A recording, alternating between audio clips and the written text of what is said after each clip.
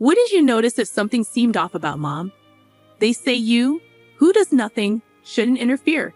Siblings may be different, but how could I stay silent when our beloved mother isn't herself, and my brother tells me to stop sticking your nose in our business, even though he only sends $100 a month?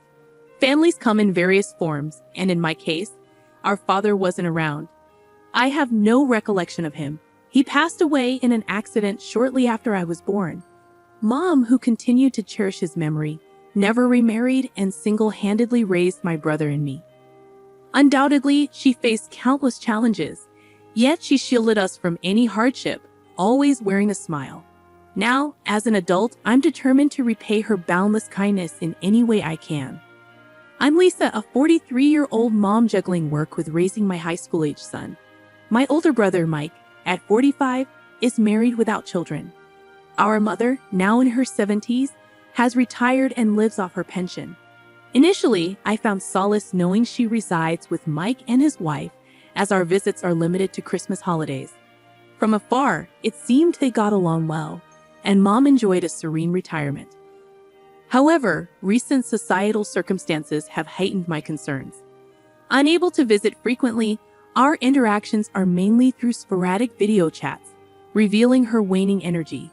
Despite her age, I believe she needs a checkup, but she's hesitant. Thus, I've made the decision to reach out to Mike.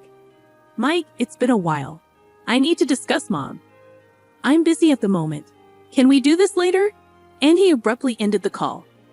Undeterred, I attempted to reach him again over the weekend. Hey Mike, can we talk? It's about Mom. I'm suffering from a terrible headache. Let's catch up another time. And once again, he ended the conversation hastily. If I send a text, it's simply left on read, dismissed without acknowledgement. If this pattern persists, even my patience will wear thin. If he's occupied or unwell, he could always return the call when he's free. Couldn't he? Even if he prefers not to talk, a simple reply to the text would suffice. Yet, I mustn't be overly demanding. After all, they're the ones looking after our Mom. Although I'm unable to physically care for her, I contribute by sending money. Every month, I allocate $2,000 from my salary to support Mom. I've never explicitly informed my brother Mike about this, though I find it hard to believe he's unaware. Perhaps it's time for a heartfelt conversation with Mike one day soon. Lost in contemplation, my train of thought was interrupted by a ringing phone. Surprisingly, it's from my sister-in-law. That's uncommon. Brenda, Mike's wife, shares his age and dedicates herself to homemaking full-time. While we don't exactly click in conversation, it's not as if we're at odds. Our communication is sparse, usually routed through Mike whenever there's anything to discuss. I answered Brenda's call with a puzzled expression, unsure of what to expect. Hey Lisa, what's up with this month's money transfer? She blurted out, catching me off guard. It irked me how direct she could be, but her question served as a stark reminder that I had missed the usual date for the money transfer. So Mike and Brenda were indeed aware of my contribution. I mused. Simultaneously, I couldn't shake the suspicion that Brenda might be the one overseeing it all. I apologize. It slipped my mind with everything going on. I'll ensure it's transferred by this weekend. You know, you can transfer money online nowadays. We're looking after your mother, you know. It's not like we're doing this as volunteers. I don't see it that way. I'm always thankful to Mike and you, Brenda. Seriously, just because I'm a homemaker, it's as if all the responsibility for looking after Mom has been dumped on me. You two siblings are just awful, Brenda's words stung with bitterness. Yet I couldn't refute them. It appeared that Mike was genuinely occupied, but from Brenda's perspective, it seemed like endless grievances as she grappled with managing everything at home while I, miles away, appeared to neglect my duties towards our mother. If you're not going to take action, at least make sure to fulfill your part. Transfer it by tomorrow. Understood? Brenda's directive was firm. Yes, I understand, I replied, feeling the call end abruptly. She had a point. Unable to contribute in any other way, ensuring my payments were punctual seemed like the least I could do. The following day, I informed my workplace that I would be tardy and hurried to the bank to arrange the transfer. A few days later, my mother's name flashed on my phone screen. I answered, curious if she was calling to confirm the deposit. Hey mom, how's everything? Lisa dear, I hate to trouble you, but could I ask for a bit more money just this once? What? What? My mother's request left me speechless. After ending the call, I sprang into action. With my husband's approval, I requested paid leave from work. Once everything was arranged, I boarded a plane bound for my childhood home in a distant land. Mom, what's happened? I was speechless as I encountered my mother, who had come to welcome me upon my arrival home. Though difficult to discern over video calls, seeing her in person after several years, it was evident she had shed a considerable amount of weight. I know she's getting older, but her weight loss is concerning, I muttered to myself. Aren't you hungry? I inquired. I do feel hungry, but there's nothing to eat, she confessed. What? But why? Is money tight? I asked, puzzled. We're strapped for cash, so there isn't much food, she admitted. No money? Wait, Mom, have you been preparing meals? My concern deepened. No, Lisa's the one cooking. But with just a cup of noodles every night, I've naturally lost weight, my mother explained. And Lisa? Is she eating the same way? I inquired. She claims she mostly eats out and only eats at home when Mike is around, my mother replied. This doesn't make sense. She has the means to eat out, yet she allows you to have such meager meals, I remarked, feeling frustrated.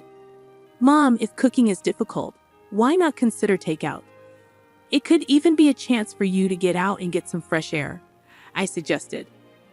I wish I could, but we simply can't afford it, my mother confessed sadly. You don't? What about the $2,000 I send each month? I questioned, taken aback. Well, Lisa uses it all for the monthly expenses, my mother revealed. What? What kind of expenses? I pressed. It wouldn't be fair to place all the blame on my mother. Her judgment might not be as sharp as it once was. The issue lies with my brother and his wife, she explained. What in the world are they doing? Frustrated, I decided to confront my brother and his wife when they returned home. Why are you here? Were the first words out of my sister-in-law's mouth as she walked in. It's been a while, Brenda. I hope you've been doing well, I greeted her. What's with the sudden visit? You know it's rude to just drop by, right? Brenda retorted sharply. I didn't mean to impose, but I'm here now. Where's Mike? I inquired. Just leave. You're in the way. Get out before Mike gets back, Brenda insisted impatiently. I suppose it's understandable if they're annoyed with me, but why are they so eager for me to leave? I pondered silently. Just then, my brother Mike, looking exhausted from overtime work, entered the room.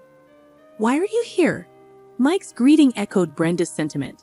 With a wry smile, I informed them that we needed to have a discussion. What's there to talk about? Mike questioned.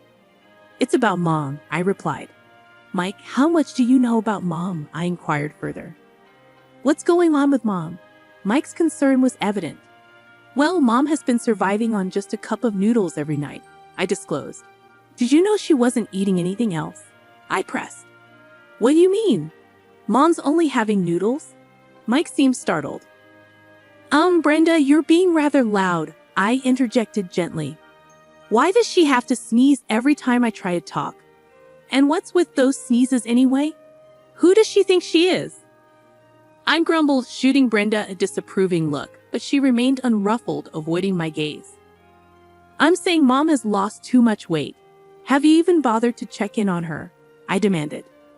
Do you think I have any time between all this overtime work I've been putting in? Brenda has been the one taking care of Mom instead of me during this tough economic climate. You do nothing, so stay out of it, Mike retorted defensively. But I can't stay silent with things as they are. Sure, I might not be able to be there for her physically, but I am sending money, aren't I? I countered. What happened to that money?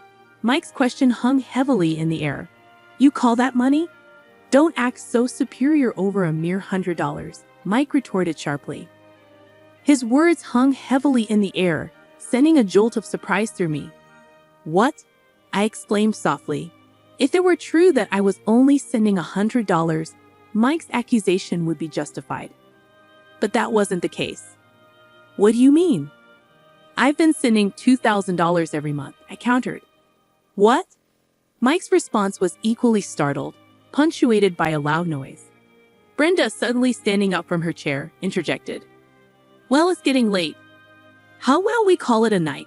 You must be exhausted, Lisa. Your presence is upsetting the family's harmony. It's best if you go home. Go home, Brenda insisted, her tone firm. But Mike intervened. Wait a minute, Brenda. Where did you put Mom's bank book? He demanded. I'm not sure. Weren't you the one who asked me to deposit money as soon as possible? Brenda replied, her voice wavering. Don't speak nonsense, Lisa, Brenda retorted, standing her ground against my mother and me. She let out a small gasp when Mike called her name in a low, stern voice. Mike's anger was well known in our household. He only ever got mad for valid reasons. And now, he seemed genuinely furious, finally grasping the gravity of the situation. Where is Mom's bank book? Mike's voice was firm, his tone indicating no room for excuses. Where did I put it? Wait, here it is. Brenda hastily retrieved Mom's bank book as Mike's anger boiled over. Flipping through it, Mike was left speechless. There it was, clear as day. Brenda had been withdrawing $2,000 every month for years. Mike, you truly didn't know? I questioned, my disbelief evident. Yeah, Brenda told me she was only withdrawing $100 each month, and I took her word for it, Mike admitted. What a mess. It's a huge misunderstanding. But the real issue lies with the person who caused this confusion. Brenda, what did you do with the $1,900 after deducting the $100 from Lisa's contribution? It simply vanished, I explained. How does money just disappear like that? It's absurd, Mike added, bewildered. Well, it tends to disappear pretty fast if you're gambling, Brenda confessed, her voice trailing off. Gamble? Wait, what? I interrupted, stunned by her revelation. I mean, spending it frivolously like shaking off a chill. It just goes, Brenda stammered. What on earth are you talking about? I demanded, growing increasingly concerned. Lisa mentioned earlier that Mom is only having a cup of noodles every day. So were you going to the casino during the day? Occasionally, Brenda confessed. How often is occasionally? I pressed. I go to the casino on weekdays and buy online tickets on weekends, Brenda admitted. That's practically every day, I remarked in disbelief. I'm speechless. No wonder the money we sent her disappears so quickly. In fact, she might have used up all of Mike's earnings, aside from utilities and other essential expenses. I concluded, feeling a mixture of shock and frustration. It seems Brenda hasn't just squandered Mike's income and my contributions. The revelation led to a hazy discussion and eventually a unanimous decision to divorce. With the exception of Brenda, I added solemnly. I want a divorce, Brenda declared tearfully, but her outburst was met with stern reprimands from her parents, eventually quieting her down. Mike opted not to seek alimony but instead requested a commitment from Brenda to repay the exact amount I had been contributing towards our mother's support. With the guidance of a lawyer, legal documents were drafted. Brenda's parents, expressing remorse, agreed to settle all financial matters, including alimony, in a lump sum payment. Following this, Brenda returned home under the strict supervision of her parents. She now works tirelessly from dawn till dusk to repay the owed money, with her parents having provided the upfront payment. Mike mentioned that her parents are in regular contact with him, stating that they are instilling discipline in Brenda every day. Mike and Mom have embarked on a new chapter, building a life together. As for my husband and me, we relocated when our son began college, settling halfway between my parents' home and my husband's in Ohio. Fortunately, both of us were able to transfer to branches of our companies situated in this new location. I've even scaled back my workload to offer support to Mike and Mom. Despite Mike's culinary shortcomings, he's been taking time off work to ensure Mom has a hearty lunch. Seeing Mom's face regain its plump and gentle expression brings a sense of relief.